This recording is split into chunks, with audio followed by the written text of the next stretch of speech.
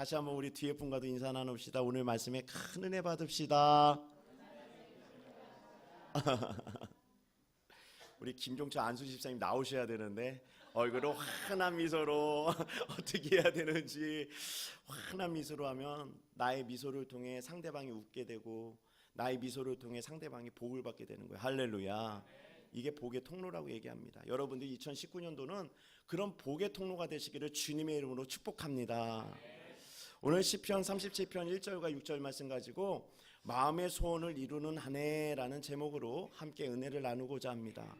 사랑하는 여러분, 하나님께서 우리 교회에 주신 축복의 말씀이 우리의 마음의 소원을 이루어 주시는 그 말씀을 주셨어요. 할렐루야. 이 마음의 소원을 이루어 주신다라는 말씀은 제가 어디 가서 구멍가게에서 돈 주고 사온 것도 아니고 하나님께서 친히 하늘에서 내려주신 말씀이에요. 할렐루야. 여러분들이 그래서 2019년도는 마음의 소원을 다 이루시는 모든 분들이 되시기를 바랍니다.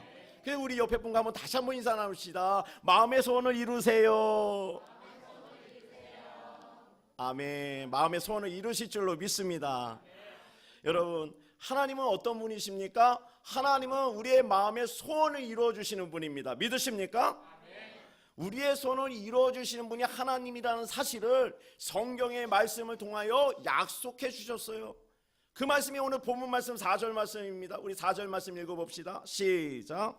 또 여호와를 기뻐하라. 그가 내 마음의 소원을 내게 이루어 주시리로다. 아멘. 아멘. 이 말씀 믿으십니까? 아멘. 새해는 이렇게 믿음과 아멘을 통해서 시작하는 거예요. 믿으시길 바랍니다. 사람은요, 사람 마음속에 보면 다 하나씩 한두 개 소원이 있더라는 거예요. 소원이 없는 사람이 어디 있겠습니까? 근데 그 사람은 소원이 있는 것뿐만이 아니라 그 마음의 소원이 이루어지기를 간절히 바라고 있다는 겁니다. 여러분들 소원은 어떤 거예요? 올해? 없으세요? 다 있으시잖아요. 누구라도 그 소원이 간절히 이루어지길 바라고 있을 것입니다. 그래서요, 한 예를 들자면 이 로마에 가면요, 트레비 분수라는 데가 있어요.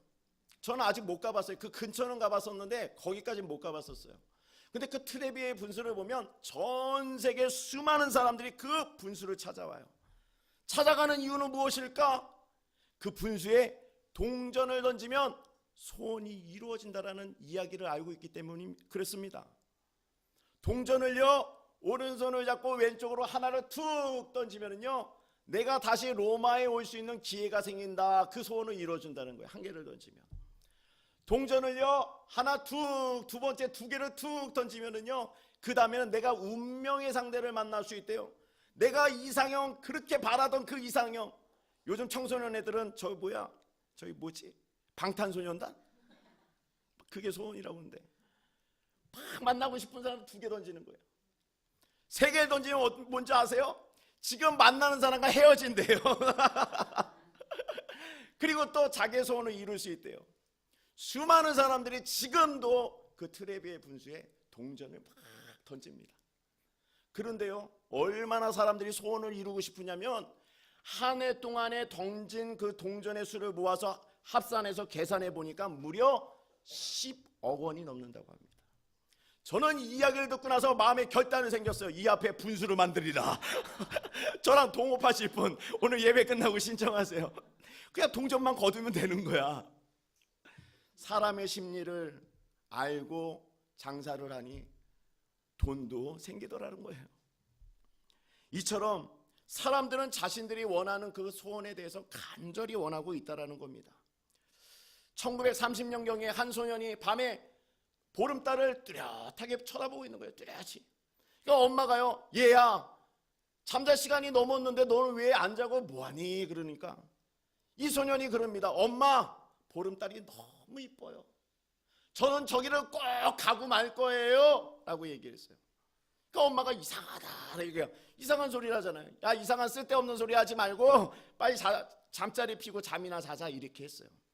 훗날 이 소년은 정말로 달에 최초로 가는 사람이 되었습니다. 그 사람의 이름은 제임스 어윈이에요. 이분이 달에 갔다 오고 나서 인터뷰를 딱 했는데 이 마음에 자기의 어릴 때 소원을 성취해 주신 그 하나님께 감사하면서 인터뷰를 이렇게 얘기했어요. 나는 지구에 있을 때보다 달 위에 섰을 때 하나님을 더 강하게 느낄 수 있었습니다. 이게 인터뷰 내용이에요. 달 날아가고 싶습니다. 하나님 더 느끼고 싶어요. 더 강하게 느끼고 싶어요. 저랑 달 날아가실 분은 저는요 신앙생활 하다가 하나님을 강력하게 더 경험하고 정말 그 임재와 하나님의 그 일들을 느낄 때가 언제였냐면 선교 갔을 때였어요. 선교 가면요 거기는 전쟁의 그 현장입니다. 거기서는요 하나님이 일하는 게 바로바로 드러나요. 신기한 일들이, 놀라운 일들이 벌어집니다. 막 엄청난 일들이 벌어져요. 이건 말로 표현할 수 없어요. 가야 돼요. 그래서 우리 교회가 올 여름 이후에 계획은 여름 후 잡는데 미얀마 선교 첫 번째 선교를 계획하고 출발 예정으로 갖고 있어요. 여러분들 하나님 강력하게 경험하고 또 하나님이 누구신지를 알기 원하신다면 이 미얀마 선교에 동참하십시오. 선교 현장 가면 하나님이 누구이신지를 뚜렷하게 가르쳐줍니다. 현장에 가봐야 하는 거예요. 이처럼 제임스 오인도 달나라의 그 달의 현장에 가보고 나니 하나님이 더 강력하게 역사하신다는 그 하나님을 경험하고 나서 감동의 그 인생을 다 하나님께 드릴 수 있었다라는 겁니다. 사랑하는 성도 여러분, 오늘 우리 마음속에도 소원이 있지 않겠습니까? 이 어인도 어렸을 때 하나님의 그 마음의 소원을 성취시켜줬던 것처럼 여러분들의 마음도 성취되길 바라시잖아요. 그렇다면 하나님을 경험하시는 모든 분들이 되시기를 바랍니다. 왜요? 하나님은 우리의 마음의 소원을 이루어 주시는 분이기 때문에 그렇습니다. 그렇다면 하나님께서 우리의 마음에 있는 소원을 들어주시려면 나는 어떻게 해야 되는가? 오늘 말씀해 보니까 여호와를 기뻐해야 된다라고 얘기하고 있어요. 저를 한번 따라해 주세요. 여호와를 기뻐해야 합니다. 사람들은 기뻐하는 이유가 어디에 있죠? 내가 소원이 먼저 성취되면 기뻐해. 돈이 생기면 기뻐하는 거예요. 이게 사람의 방법입니다. 그러나 하나님의 방법은 그렇지 않아요.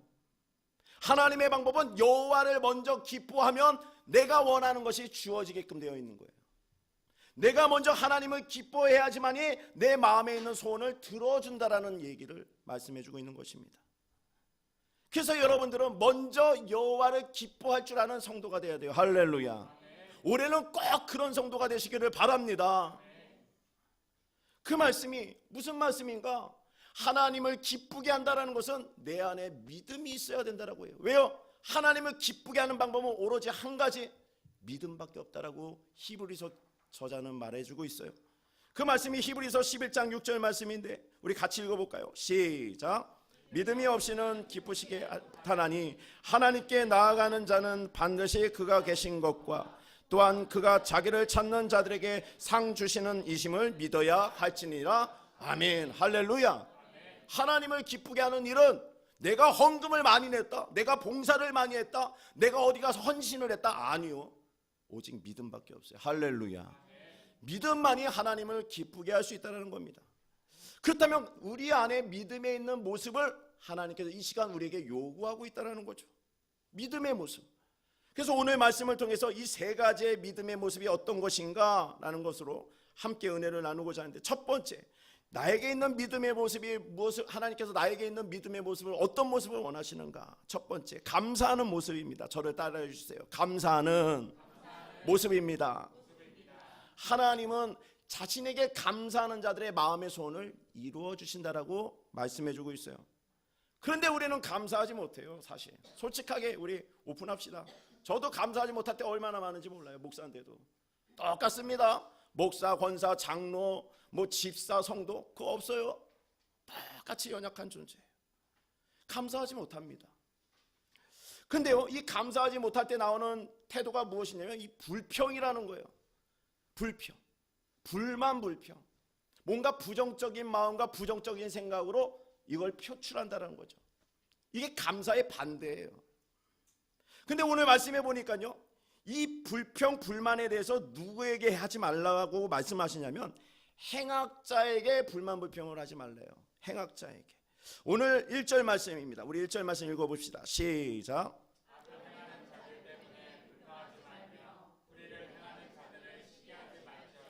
아멘.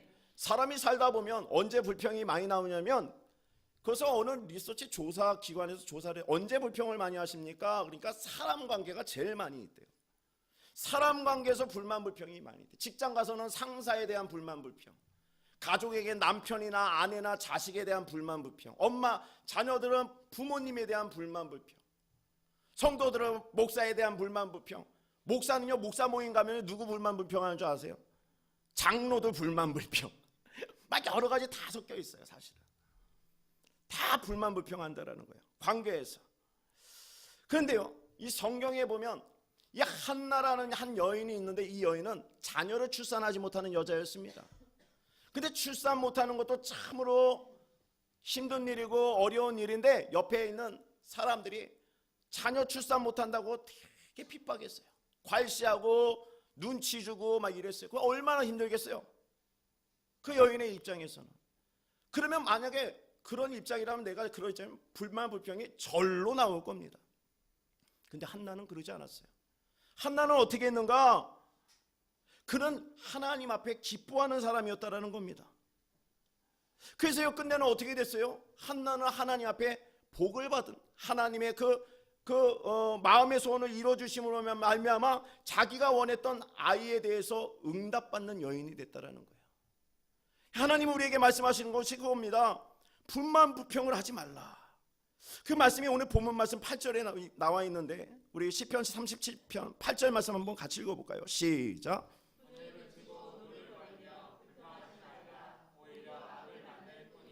아멘. 그렇습니다. 우리가 인간관계에서 불만 불평 안 좋은 얘기를 하면, 이거는 문제 해결을 아무것도 할 수 있는 능력이 없어요. 불만 불평 안에는. 오히려 뭐라고 얘기해요? 더 상황이 안 좋아진대요. 원망하면 원망할수록, 불만 불평하면 할수록 상태는 점점 안 좋아진대요. 왜요? 악을 만들 뿐이다 라고 하나님 말씀하셨어요. 그러니까 뭐예요? 이 악이라는 것은 하나님의 말씀을 거슬리고 받아들이지 못하는 담을 세우는 거거든요. 그러니까 불만 불평하는 사람은 하나님의 말씀을 집어넣어도 받아들이질 않아요. 그러니까 어떻게 해요? 하나님의 말씀을 안 받고 하나님 곁에서 떠나가게 된다는 거예요. 그건 영적으로 뭐라 하면 죽음이다 라고 얘기합니다. 성경은 잠언 5장 22절 23절의 말씀에 이렇게 증언하고 있어요. 우리 같이 읽어봅시다. 시작. 그 죄의 줄에 매이나니 그는 훈계를 받지 아니함으로 말미암아 죽겠고 심히 미련함으로 말미암아 혼미하게 되느니라. 아멘. 그러니까 악에 걸리니 하나님의 말씀에 훈계를 받지 않고 말미암아 죽게 된다라는 거예요.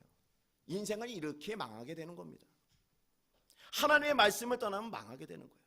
근데 하나님의 말씀을 왜 떠나게 됩니까? 내 입에서 원망과 불평이 나오니까 그렇게 되는 거예요. 그러면 우리가 이 말씀에 얘기하는 나에게 핍박을 하고 나에게 해를 끼치는 그 행악자들로 인하여 내가 어떻게 하면 불만 불평을 하지 않을 수 있습니까? 내가 왜 불만 불평을 하지 말아야 됩니까? 라고 이렇게 물어볼 수 있잖아요, 하나님한테. 전 성경을 볼 때 늘 이렇게 물어봅니다. 아니, 왜 이렇게 말씀하시는 거예요? 왜 나에게 이렇게 힘든 것을 시키시는 거예요? 이렇게 질문을 해볼 필요 있다는 거예요. 이 질문을 하면 하나님 뭐라고 말씀하십니까? 2절에 해답을 주셨어요. 2절 말씀입니다. 오늘 시편 37편 2절 말씀 같이 읽읍시다. 시작. 풀과 같이 속히 뱀을 당할 것이며 푸른 채소같이 쇠잔할 것이미로다. 아멘. 이게 무슨 말이에요? 나를 핍박하는 그 행악자들, 나쁜 사람들은 하나님께서 반드시 심판하신다라는 거예요. 할렐루야. 그래서 내가 그들을 심판할 것이 아니라 그들은 하나님이 할 것이니 너는 내 앞에 나와 기뻐하라는 거예요. 내가 할 것과 하나님이 할 것을 완전히 분리시키는 겁니다. 근데 나를 핍박하는 사람은 내가 불만 불평해봐요. 내가 하나님처럼 되는 거예요. 그래야 하나님이 기뻐하겠어요? 내가 할 거를 왜 네가 하느냐 이러는 거잖아요. 부모님이 자녀 공부시켜 놓으면 엄마 어려운데 학비 때문에 내가 공부를 안 다니까 생각 중이에요. 부모님 마음 어떻겠어요? 야, 네가 할 게 있고 내가 할 게 있는데 왜 그걸 네가 걱정해? 내가 뼈가 빠지더라도 내가 학비 대줄 수 있는데 너 왜 그거 공부만 해? 이거잖아요. 아버지의 마음이 그 마음이라는 거예요. 여러분들의 주위에 나를 힘들게 하는 사람이 있으면 일단 먼저 불만과 불평을 멈추시길 바랍니다. 할렐루야. 왜요? 하나님이 일하시기 때문에 그런 거예요. 한나는요, 아까 말씀드렸죠? 불만과 불평이 나올 때 불만과 불평을 하지 아니하고 여호와 하나님 앞에 나와 기뻐하는 여인이었다라는 겁니다. 그 말씀이 사무엘상 2장 1절 말씀에 나와요. 우리 같이 읽을까요? 시작. 기도하여 이르되 내 마음이 여호와로 말미암아 즐거워하며 내 뿔이 여호와로 말미암아 높아졌으며 내 입이 내 원수를 향하여 크게 열렸으니 이는 내가 주의 구원으로 말미암아 기뻐함이니라. 아멘. 할렐루야. 여호와를 먼저 기뻐하는 사람은 반드시 마음의 소원을 이루게 될 줄로 믿습니다. 하나님 약속하신 거예요. 그런데 중요한 것은요, 한나는 사무엘이란 자녀를 얻고 나서 기뻐한 것이 아니라 얻기 전에 미리 여호와께 감사하였다라는 거예요. 이게 비결이었던 거예요. 그래서 한나는 하나님 한 분만으로 만족을 했다는 겁니다. 내 처해 있는 환경을 넘어선 거예요. 여러분들 2018년도 새로 다 지나가고 2019년도가 새롭게 시작했음에도 불구하고 2018년도에 있었던 나쁜 일이나 안 좋은 일들이 아직도 여전히 나를 변화하지 않고 나를 괴롭히는 일들이 있을 수 있어요.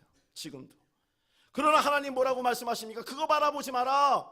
여호와께 나와라. 할렐루야. 기뻐해라. 너의 마음의 소원을 이루어 주겠노라. 이 말씀을 믿음으로 받으시기를 주님의 이름으로 축복합니다. 세계에서 가장 권위 있는 마라톤 대회가 보스턴 마라톤 대회라고 합니다.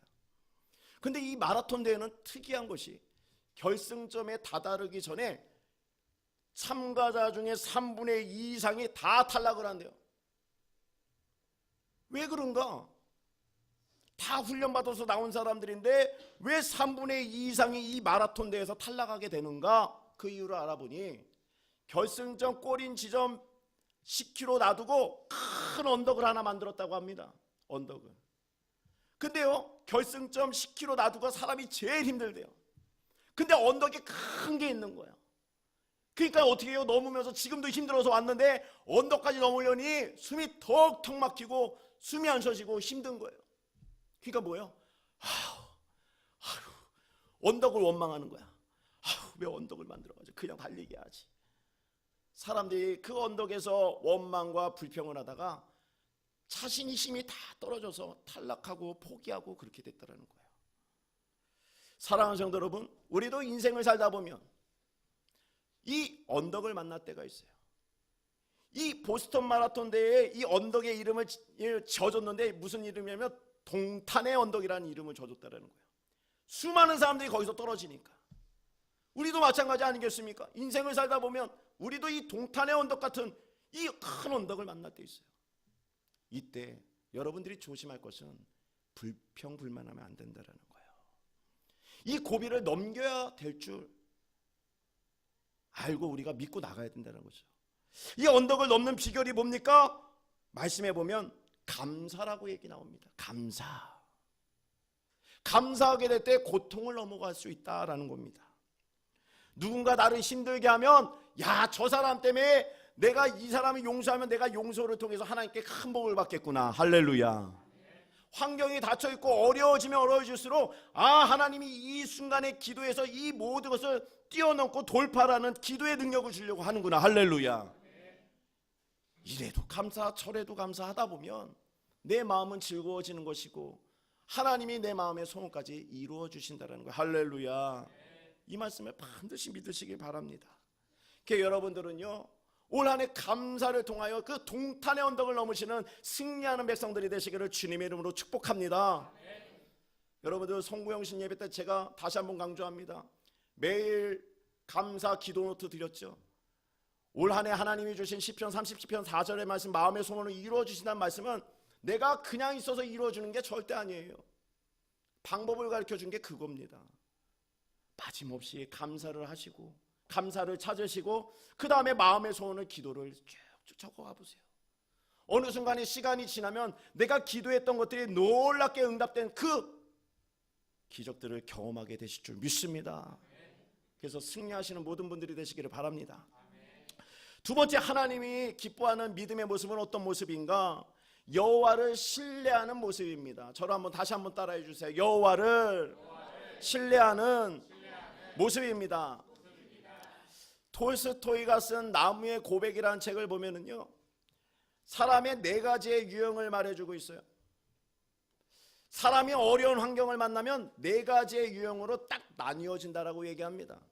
첫 번째 유형, 힘든 일, 고난의 일, 어려운 일을 만나면 그 사람은 그 어려운 것을 피하기 위해서 술과 도박과 마약과 여러 가지 세상에 빠져서 살아가는 사람, 도피하는 사람이 첫 번째 유형이래요. 두 번째, 환경에 항복하고 포기해버리거나 스스로 생을 마감해버린 사람이 두 번째 유형이랍니다. 세 번째 유형, 불행한 환경을 그래도 독한 마음을 갖고 내가 이겨보겠노라 벌떡 일어나는 사람이 세 번째 유형이래요. 네 번째 유형이 무엇입니까? 모든 것을 하나님께 맡겨버리고 나오는 사람이 네 번째 유형이랍니다. 그럼 제가 한 번만 우리 성도님들 한번 여쭤보고 싶습니다. 이 네 가지의 유형의 사람 중에 하나님은 누구를 도와주실까요? 야, 이게 이렇게 어려웠어요. 난 너무 쉬울 거라고 생각했는데 그 말씀이 오늘 본문 말씀 3절에 나옵니다. 우리 시편 37편 3절 말씀 읽어봅시다. 시작.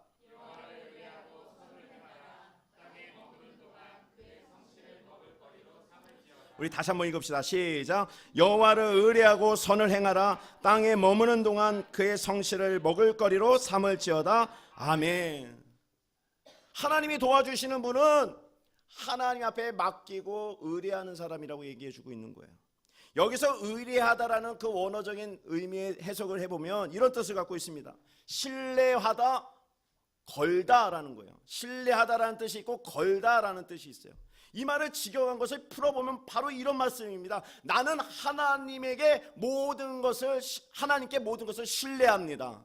내가 하나님의 모든 것을 믿습니다라는 뜻이 될 수 있고, 또 한 가지의 뜻은 이렇게 해석할 수 있어요. 나는 하나님께 모든 것을 올인해 버렸습니다.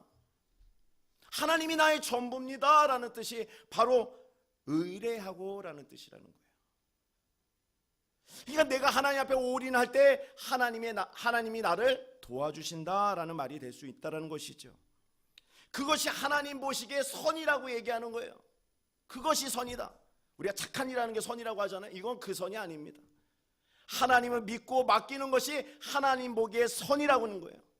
그러면서 뭐라고 얘기합니까? 하나님은 그것을 늘 우리가 밥을 먹는 것처럼 늘 자주 반복적으로 하기를 원하고 있다라고 말씀해주고 있는데, 우리 시편 37편 3절 말씀 다시 한번 읽어봅시다. 시작. 여호와를 의뢰하고 선을 행하라. 땅에 머무는 동안 그의 성실을 먹을거리로 삼을지어다. 아멘. 성실을 먹을거리로 삼을지어다. 우리 이 삼시세끼 먹는 거 얼마나 관심 많습니까? 먹고 사는 문제.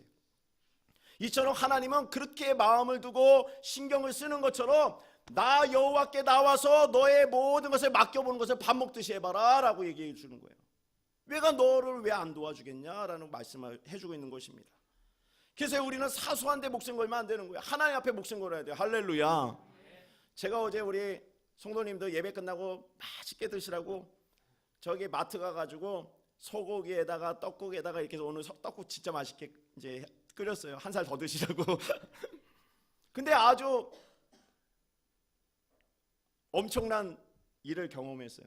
이제 마트에서 제가 이제 카트를 갖고 이렇게 나오는데 한 부부가 이렇게 나오다가 카트에 이만큼을 쌓았어요. 진짜 많이 쌓았더라고. 근데 계산대에 딱 갔더니 두 분이 서로 눈치를 이렇게 보는 거예요. 안 갖고 왔어? 갖고 왔어? 안 갖고 왔어? 이러는 거예요. 이게 뭔가 그랬더니 계산할 카드를 안 갖고 온 거야. 이만큼 해놓고. 그러자 남편이 너는 그런 것도 못 챙기냐고 한마디를 한 거야. 그 여자가 제가 볼 땐 눈치가 이런 것 같아. 근데 남편이 그게 분이 안 삭혔는지 미치겠다고 사람들 앞에서 이러는 거예요. 그러자 갑자기 그 잠잠하던 아내가 그래 안 갖고 왔다. 어쩔래. 그래서 카트는 저기가 있고 엄청난 싸움이 벌어졌어요. 마트에서. 카드 하나 갖고. 사랑하는 성도 여러분, 올해는 그 비본질적인 거에 너무 신경 쓰면서 거기에 목숨 걸지 마세요. 하나님 앞에 목숨 걸고 사시는 모든 분들이 되시기를 바랍니다. 그리하실 때 하나님은 우리의 마음을 아시고 우리의 마음의 소원을 이루어 주신대요. 이 말씀 믿으시고 승리하는 모든 분들 되시길 바랍니다. 자, 그럼 마지막 믿음의 모습은 무슨 모습일까? 여호와께 맡기는 모습입니다. 할렐루야. 저를 다시 한번 따라해 주세요. 여호와께 맡기는 모습입니다. 이 모습을 하나님이 기뻐하신다라고 얘기해요. 사랑하는 성도 여러분, 성도라면 한 번쯤 이 책은 읽어보셨을 거예요. 내려놓음. 그 이용규 선교사님이 쓴 내려놓음이라는 책을 한 번쯤은 접해든지 안 읽어봐도 한번 제목을 한번 이렇게 접해보는 경험이 있었을 겁니다. 이분이 이 책을 쓴 이유는 우리의 마음속에 내려놓지 못하는 무거운 것들이 너무 많다라는 거예요. 결론적으로 요약하자면 이런 거예요. 내가 원하는 것과 하나님이 원하는 것이 있는데 이게 잘 가면 모르겠는데 때로는 이게 충돌이 나버린 거예요. 나는 돈을 원하는데 하나님은 아직 돈이 아니라는 거야. 나는 건강을 원하는데 하나님 건강을 안 주셔. 막 충돌이 나잖아요. 내가 생각한 것과 하나님이 생각한 것이 다를 때 엄청 고난이 다가오고 힘들어 하잖아요. 근데 이 책의 내용은 그럴 때 과감하게 내 것을 먼저 내려놓을 줄 아는 것이 맡기는 거다라고 얘기합니다. 근데요, 이 책이요 수많은 사람들에게 감동을 줬어요. 그래서요 우리나라에서 베스트셀러 책이 됐습니다. 많이 팔린 책이 됐잖아요. 그런데요, 사람들은 감동을 받고 이 책을 다 읽었거든요. 와, 감동받는다. 야, 진짜 멋있다 했는데 사람들은요 실천을 안 하네. 그래서 이용규 선교사님이 또 책을 냈어요. 책 제목이 뭔지 아세요? 더 내려놓음이라는 책을 썼어요. 안 내려놓으니까, 아멘만 하고 안 내려놓으니까. 그래서 더 내려놓음이라는 책도 많이 팔렸어요. 근데 사람들에게도 감동이 됐습니다. 야, 진짜 내려놔야지. 그때 못 내려놨으니까 이번엔 진짜 내려놔야지 해서 더 내려놓으면 탁 듣고 도전했는데 또 안 내려놓네. 아직 책 안 나왔어요. 저는 오늘 이 말씀을 통해서 여러분들이 내려놓길 바랍니다. 할렐루야. 그래서 제가 볼 거예요. 이제 여러분들이 아멘 했는데도 신앙생활하면서 또 자기의 고집과 편견과 내려놓지 못하는 것이 있다면 제가 이제 책을 쓰려고 책 제목 다 생각해 놨어요. 뭔지 아세요? 다 내려놓음. 기대하십시오.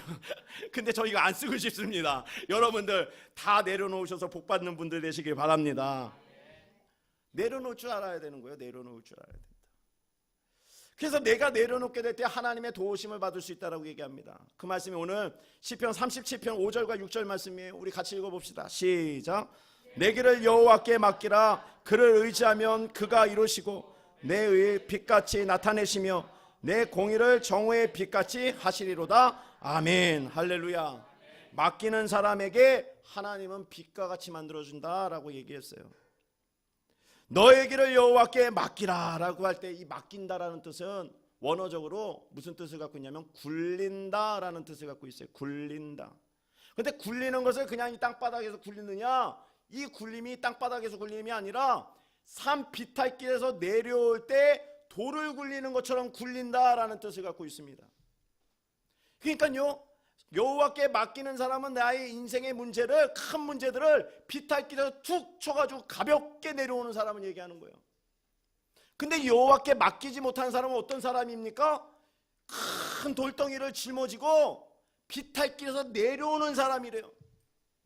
그러니 얼마나 무거워요. 내가 내려놓지 못하고 내가 쥐어지고 살리니 얼마나 인생이 무겁습니까? 얼마나 마음이 무거워요. 또 얼마나 걱정이 많습니까? 두려움이 많습니까? 왜 그렇죠? 여호와께 맡기면 쉽게 내려올 수 있는 것을 내가 쥐고 있기 때문에 그 무거운 것을 비탈길에서 내가 내려가고 있는 거예요. 그러나 하나님은 그걸 원하지 않는 거예요. 하나님은 그 무거운 것들을 어떻게 하라고 합니까? 맡기라고 얘기합니다. 그래서 마태복음 말씀해 보면 여호와께서 수고하고 무거운 짐 진 자들아 다 내게로 오라 라고 얘기했어요. 내가 너희를 쉬게 하리라. 그 말씀이 마태복음 11장 28절 말씀에 나옵니다. 한번 읽어봅시다. 시작.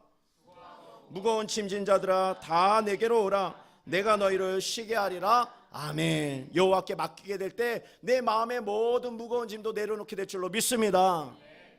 내려놔야 되는 거예요.